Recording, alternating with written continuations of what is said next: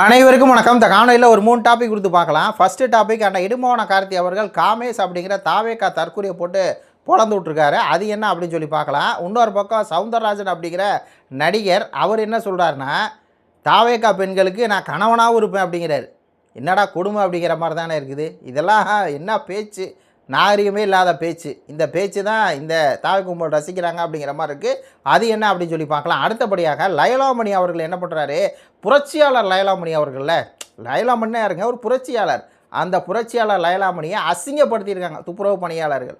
இந்த 3 செய்தி கொடுத்து இந்த காணொலி விரிவாக பார்க்கலாம். அதுக்கு நம்ம சேனலை வந்து லைக் பண்ணி சப்ஸ்கிரைப் பண்ணிடுங்க. முதல்ல இந்த ஒரு வீடியோ பார்த்துட்டு வாங்களேன். இந்த முடிச்சு விட்ருவாங்க. ஆல்ரெடி முடிச்சு விட்டாச்சுண்ணே கார்த்தி பிரதர். இதுக்கப்புறம் முடிக்கிறதுக்கு ஒன்றும் இல்லை. அண்ணன் வந்து தாவே காவல காமேஷ் அண்ணன் தாவே காவல சேரல. தமிழ்நாடு இளைஞர் மக்கள் கட்சின்னு அவர் கட்சி வச்சிருக்காரு. அந்த கட்சி போட்டிட்டு எந்த தேர்தலும் டெபாசிட் வாங்கல. காமேஷ் அவர்களுக்கு எவ்வளவு தெனாவட்டு இருக்குன்னு பாருங்க, எவ்வளவு திமிர் இருக்குன்னு பாருங்க, எவ்வளவு ஆணவம் இருக்குன்னு பாருங்க. நாம் தமிழர் கட்சியை முடிச்சு விட்டுட்டாங்களாம். அண்ணன் இடும்பவன கார்த்தியை கூப்பிட்டு, இடும்பவன கார்த்தி அவர்கள் கட்சி முடிஞ்சிருச்சு, 8% 4% வந்துருச்சுல, அடுத்த தேர்தலில் 2% கூட வராது, 1% கூட உங்கள் சேனலை உங்களுடைய கட்சியை வந்து நாங்கள் முடிச்சு விட்டோன்னு அவ்வளோ ஆணவ திமுறாக பேசுகிறாரு. அடுத்து வந்து சொல்கிறாரு, இந்த மாதிரி நாங்கள் ஆணவமாக பேசுகிறோன்னு சொல்லி இடும்பவன கார்த்தி சொல்கிறீங்களே, நீங்கள் 36 லட்சம் ஓட்டு வாங்கிட்டு 5 வருஷம் சொன்னீங்க, எங்கள் தலைவர் ஜெயிச்சதுக்கப்புறம் கூட நாங்கள் ஜெயிச்சிட்டோம்னு சொல்ல. அப்போ ஆணவம் வந்து எங்களுக்கு இல்லை, உங்களுக்கு தான் ஆணவம் அதிகமாக இருக்குது, அதனால் நீங்கள் ஆணவத்தில் அழிஞ்சு போயிடுவீங்க, ஆல்ரெடி நீங்கள் அழிஞ்சிட்டீங்க, உங்களை அழிக்க ஒன்றும் இல்லை அப்படிங்கிற மாதிரி அவர் பேசிகிட்டே இருக்கார். அதுக்கு இடும்பவன கார்த்தி சரியான ஒரு பதிலடி கொடுத்தாரு பாருங்க. காமேஷ் வந்து ஒரு கட்சி வச்சுருக்கார். அந்த கட்சி பேர் தமிழ்நாடு இளைஞர் மக்கள் கட்சியா. அந்த கட்சி இதுவரையும் ஏதாவது டெபாசிட் வாங்கியிருக்கா, ஏதாவது தேர்தலில் ஜெயிச்சிருக்கானா? ஒன்றுமே இல்லை. இடும்பவன கார்த்தி அவர்கள் வந்து அந்த டிபேட்டில் கேட்குற கேள்விக்கு பதில் சொல்ல முடியாமல் அதை வந்து இப்படி டைவெர்ட் பண்ணிட்டு நீங்கள் தோற்று போயிட்டீங்க அப்படின்னு சொல்லி இந்த கும்பல்லாம் சொல்லுது. அப்போ காமேஷ், நீங்கள் எத்தனை எலெக்ஷன் ஜெயிச்சிருக்கீங்க, உங்கள் கட்சி எத்தனை இடத்துல டெபாசிட் வாங்கியிருக்கு, எத்தனை இடத்துல ஜெயிச்சிருக்கீங்க? இதில் உச்சகச்சமாக சொன்னார் அண்ணா இடும்பவன கார்த்தி. 2017 ஆர்கே நகரில் காமேஷ் போட்டி போட்டிருக்காரு தேர்தலில் நிற்கலான்னு. ஆனால் வேட்புமனுவே நிராகரிச்சிட்டாங்க. அப்போ வேட்புமனு கூட தாக்கல் பண்ண தகுதியற்றவர் எப்படி அரசியல் பேசலாம் அப்படின்னு சொல்லி நான் கேட்டால் எப்படி இருக்கும் அப்படின்னு சொல்லி கேட்டு ஒரு விஷயத்த சொன்னார். 50 வருஷமாக ஒன்றும் நீங்கள் ஆட்சியில் இருந்துட மாட்டீங்க, 2029 தேர்தலும் 2031 தேர்தல் வரும். இன்றைக்கி நாங்கள் வந்து தோற்றுருக்கலாம், 2021 2029 2031 நாங்கள் திருப்பி மீண்டு வருவோம், உங்களுக்கு பதிலடி கொடுப்போம் அப்படின்னு சொல்லி அண்ணா இடும்பவன கார்த்தி வந்து சொன்னார். என்னென்னா இந்த காமேஷு, அதுக்கப்புறம் இந்த இப்ராஹிம் ராவுத்தர், அப்புறம் நேற்றுக்கு பேசி பார்த்தீங்களா இந்த பல செல்வகுமார், அவங்களாம் நம்ம மக்கள், அதாவது நம்ம கேட்குறோம், 3 தமிழர்கள் அங்கே வந்து இறந்துருக்குறாங்க, கர்நாடக அரசு கொண்டிருக்குன்னா ஏன் தாவேக்கா அரசு ஒரு நடவடிக்கை கூட எடுக்கலை, ஏன் ஒரு கண்டனம் கூட தெரிவிக்கலை? ஒரு வருத்தம் எதுவுமே இல்லை. அதாவது ஒரு நேர்மையான ஒரு இதை சொல்லியிருக்கலாம்ல. என்ன தான் அவங்க தப்பு செஞ்சால் கூட நீங்கள் போலீஸ் பிடிச்சி கோர்ட்டில் நிப்பாட்டி ஜெயிலில் போட்டு தூக்கு தண்டனை கொடுங்க, இப்படி ஏதாவது சொல்லியிருக்கலாம்ல, சொல்லலை. அதை இடும்பவன கார்த்தி பேசுகிறதுக்கு தான் இவர் விஜயலட்சுமின்னு பேசுகிறாரு, இந்த பல செல்வகுமார். அதே மாதிரி தான் அவங்க கட்சியில் இருக்க எல்லாருமே. இந்த நாஞ்சி சம்பத்து, நாரவாய் நாஞ்சி சம்பத்தெல்லாம் இனவா சம்பத்து அப்படின்னு சொன்னால் காரை திருப்பி கொடுத்துறேன்டா அப்படிங்கிறாரு.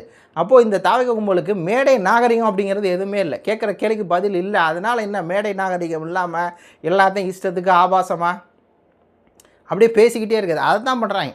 நாம் தமிழர் கட்சிக்காரங்க கேள்வி கேட்டாங்கன்னா நம்ம கேள்வி கேட்குற ஒரு கேள்வி இடி மாதிரி இருக்குது. அப்போ அதுக்கு பதில் சொல்ல முடியாமல் அவதூற பரப்பு, தோற்று போயிட்டா 2029 எலெக்ஷன் வரும், 2031 எலெக்ஷன் வரும், இந்த இடைத்தேர்தல் வரும், அதில் வந்து உங்களுக்கு பதிலடி கொடுக்குறோம். இப்போ காமேஷ் மட்டும் அறுத்து தள்ளிட்ட மாதிரி எலெக்ஷன் அப்படியே அவர் வந்து 40 சீட்டு ஜெயிச்சு அப்படியே வந்துட்ட மாதிரி, இன்னும் ஒரு இதில் கூட ஜெயிக்கலை, இங்கெல்லாம் வந்து பேசிகிட்டு இருக்கா அப்படிங்கிற மாதிரி அண்ணா இடும்பவன கார்த்தி கொடுத்த பதில் உண்மையாலுமே சேட்டிஸ்ஃபேக்டாக இருந்துச்சு. அவரை பொழந்துட்டார் அப்படிங்கிற மாதிரி தான் இருந்துச்சு. சரி, அடுத்த டாபிக் என்னென்னா நம்மளுடைய சவுந்தரராஜன், அவர் பேச்ச கேளுங்களேன். அண்ணனா, தம்பியா, மாமனா, புருஷனா எல்லாமே பிடிப்போம், உங்க வீட்டு புருஷன் அது தெரியும். உண்மையாலுமே இவரெல்லாம் வந்து ஒரு நாகரிகமாக ஒரு நடிகர் நாகரிகமாக ட்ரெஸ் போட்டிருக்காரு அப்படின்னு நம்ம நினைப்போம். ஆனால் மூளையில் எப்படிப்பட்ட சிந்தனை இருக்குது பாருங்கள். ஒரு நாகரிகம் இல்லாமல் ஒரு மேடையில் ஏறி பெண்கள்லாம் அடிக்கிறாங்க, பேசுகிறாரு. நாங்கள் அண்ணனாகவும் இருப்போம், தம்பியாக இருப்போம், கணவராகவும் இருப்போங்கிறார். என்னையே அது, இது என்ன சினிமாவா? சினிமா அந்த மூடிலே இருக்கிறாங்க. சினிமாவில் என்ன வேணால் பேசலாம், எப்படி வேணால் பேசலாம் அப்படிங்கிறதுல ரியாலிட்டி அந்த இதுலேருந்து வெளியே வராமல் ரியாலிட்டியில் வந்து உட்காந்துட்டு கணவராக இருப்பேன் தாவேக்கா பெண்களுக்குங்கிறார். அதுக்கப்புறம் சுதாரிச்சுக்கிட்டு, ஐயோ கணவரானா உங்கள் கணவர்களுக்கு உங்கள் கணவர்கள் நீங்கள் பொண்டாட்டியாக இருப்பீங்க, உங்கள் கணவர் உங்களுக்கு பொண்டாட்டியாக இருப்பார், நான் அப்படி சொன்னேன் இப்படி சொன்னேன். அப்போது மேடையில் எப்படி பேசணுங்கிறது தெரியாது, என்ன பேசணுங்கிறது தெரியாது. நடிகர் அப்படிங்கிறனால ஒரு வெளிச்சம் இருக்குது, அந்த வெளிச்சத்தை வச்சுட்டு வந்துடுறது. சவுந்தரராஜனுக்கு என்னங்க, சவுந்தரராஜன்னா நடிகர்னா தான் தெரியும். அவர் வந்து அந்த சுந்தரபாண்டியன் படத்தில் ஒரு கேட்டு அப்படி நடித்தாருப்பா, கூட இருந்துகிட்டே துரோகம் பண்ணுற கேரக்டர் நடிப்பார்ப்பா அப்படிங்கிறது தெரியும். அந்த கேரக்டர் வச்சுட்டு ஒரு நடிகராக ஒரு அறிமுகம் கடைசியில் வந்துட்டு உடனே தன்னை பெரிய ஆள் மாதிரி பின்பத்தை கட்டமைச்சிக்கிட்டு, ஏன்னா நடிகர்னால் பின்னாடி ஒரு கூட்டம் வரும் இல்லையா, சவுந்தரராஜன் வர்றாருன்னா ஏன் கூட்டம் வருது, ஒரு நடிகர் தவக்கக்காரங்க பூரா நடிகர் வெறியில் இருப்பாங்க வருது, அதை வச்சுக்கிட்டு வாய்க்கு வந்ததை பேசிகிட்டு இருக்காரு இந்த சவுந்தரராஜன். இவரை நம்ம வந்து வன்மையாக கண்டிக்கணும். தமிழ்நாட்டு பெண்களுக்கு தாவேக்கா பெண்களுக்கு நாங்கள் வந்து அண்ணனாக இருப்போம் தம்பியாக இருப்போம்னா ஓகே. அது என்னடா ஒரு படத்தில் சொல்கிற மாதிரி ஓன் பொண்டாட்டி வந்து உனக்கு மட்டும் பொண்டாட்டி இல்லை ஊருக்கே பொண்டாட்டிங்கிற மாதிரி அந்த ஒரு காமெடி மாதிரி இந்த நடிகர் பேசிகிட்டு இருக்காரு. இவருக்கு நம்ம வன்மையாக வந்து நம்முடைய கண்டனத்தை தெரிவிக்கிறோம் அப்படின்னு சொல்லிக்கிறோம். அடுத்த டாபிக் என்ன, லயலாமணி. இந்த லயலாமணி அவர்கள் வந்து இன்றைக்கி அசிங்கப்பட்டிருக்காரு. ஒரு விஷயத்தை நான் சொல்கிறேன் கேளுங்க, இந்த ட்விட்டர் நீங்கள் நல்லா பாருங்கள். லயலாமணி அவர்கள் தான் தூய்மை பணியாளர்கள் போராட்டம் பண்ணிருக்காங்க 6 நாளாக. எங்களுக்கு வந்து பணி நிரந்தரம் வேணுங்கிறாங்க, அதே மாதிரி எங்களுக்கு சம்பள உயர்வு வேணும் அப்படிங்கிறாங்க. இதான் 2 கோரிக்கை. 6 நாள் 7 நாளாக போராட்டம் பண்ணுறாங்க. அவங்கள பார்க்க சமாதானப்படுத்துகிற போகிற ஆள் லயலாமணி. ஏன் லயலாமணி போகணும்? ஆதவர்ஜுனா அவர்கள் போகலாம்ல, பொதுப்பணித்துறை அமைச்சர் தானே ஆதவர்ஜுனா, அவருக்கு டிபார்ட்மெண்ட் கீழே தானே இந்த தூய்மை பணியாளர் வருது. ஏன் அவர் போகலாமே? ஏன் செங்கோட்டையன் அவர்கள் போகலாமே? ஏன் போகல? ஏன் வந்து இவர் போகிறாரு, லயலாமணி ஏன் போகிறாரு? புரட்சியாளர் அப்படிங்கிறனால போகிறாரா?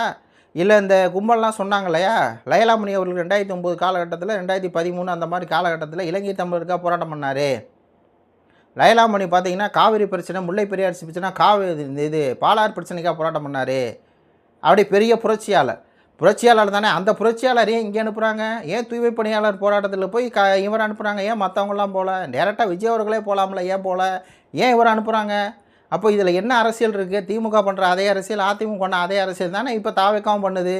ஏப்பா லயலா காலேஜ் மணி ஏன் இங்கே போகணும், லயலா மணியை இங்கே போகணும்? அந்த கேள்வியை நாம் தமிழ் கட்சிக்காரன் ஒவ்வொருத்தனும் கேட்டுருக்கிறான். ஏன் இவரை அனுப்புங்க, ஆதவர்ஜுனா அனுப்புங்க, செங்கோட்டையன் அனுப்புங்க, இன்னும் பல அமைச்சர் இருக்காங்களா அவங்களும் அனுப்புங்க. ஏன் இவரை அனுப்புகிறீங்க? ஏன்னா இவர் பட்டியல் சமூகம், தூய்மைப்படியாக போராட்டம் பண்ணுறவங்க யாருங்க? பட்டியல் சமூகம். அப்போது அவங்கள பார்க்குறதுக்கு இதுதான் லயலாமணி யாருங்க? அவர் ஒரு வானூல் கழக தலைவராக இருக்கார். அவருக்கு இந்த போராட்டத்துக்கு சமாதானப்படுத்தணுக்கு என்ன இருக்குது? அப்போது லயலாமணி என்ன பண்ணுறாங்க? இந்த தாவேக்கா கட்சியை அசிங்கப்படுத்துது. லயலாமணி அப்படிங்கிற நபரை தாவேக்கா கட்சி அசிங்கப்படுத்துது. 2வது மக்களும் அவர் சொல்கிறத கேட்கல. எப்படி கேட்பாங்க? போன ஆட்சியில் இதே விஜய் அவர்கள் இந்த மக்களை பார்த்துட்டு, நான் ஆட்சிக்கு வந்தால் உங்களுக்கு வந்து இப்போ இது பண்ணுறேன், உங்களுக்கு நிரந்தர வேலை சம்பளம் கொடுக்குறேன்னு அறிக்கையெல்லாம் விட்டு எல்லாம் பண்ணார். கடைசியில் பண்ணலை, போராட்டம் பண்ணுறாங்க. அப்போ சொன்னால் கலைஞ்சு போங்கன்னு போய் லயலாமணி அவர்கள் சொன்னால் அந்த மக்கள் கேட்டுருவாங்களா? நீங்கள் சொல்கிறதெல்லாம் கேட்க முடியாது, விஜய் அவர்களை வர சொல்லுங்கள் அப்படின்னு தான் அந்த மக்கள் கேட்பாங்க. அந்த மக்கள் எப்படி கலைஞ்சு போவாங்க? போன திமுக ஆட்சியில் அவ்வளோ அராஜகம் அடக்குமுறை அந்த மக்கள் மேலே ஏற்பட்டுச்சு. விஜய் அவர்கள் சொன்னார்ல உறுதி, ஏன் காப்பாற்றலை? 7 நாளாக 6 நாளாக போராட்டம் பண்ணுறாங்க. லயலாமணி போய் சமாதானப்படுத்தி பார்க்குறாரு, முடியல. அவங்க எப்படி சமாதானப்படுத்துவாங்க? எப்படி சமாதானப்படுவாங்க?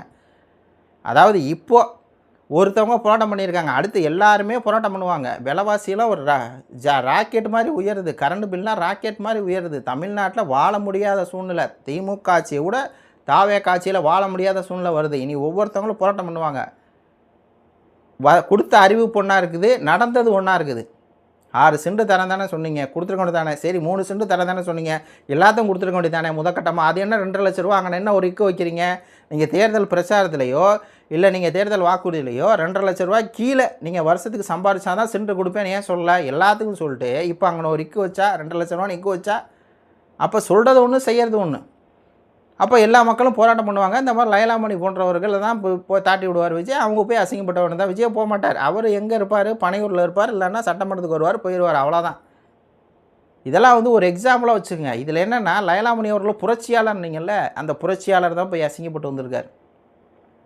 அதாவது சொல்கிறதுக்கே நம்மளுக்கே வந்து ஒரு மாதிரி இருக்குது. இந்த 3 செய்தி கொடுத்து உங்கள் கருத்துக்களை சொல்லுங்கள். நன்றி, வணக்கம்.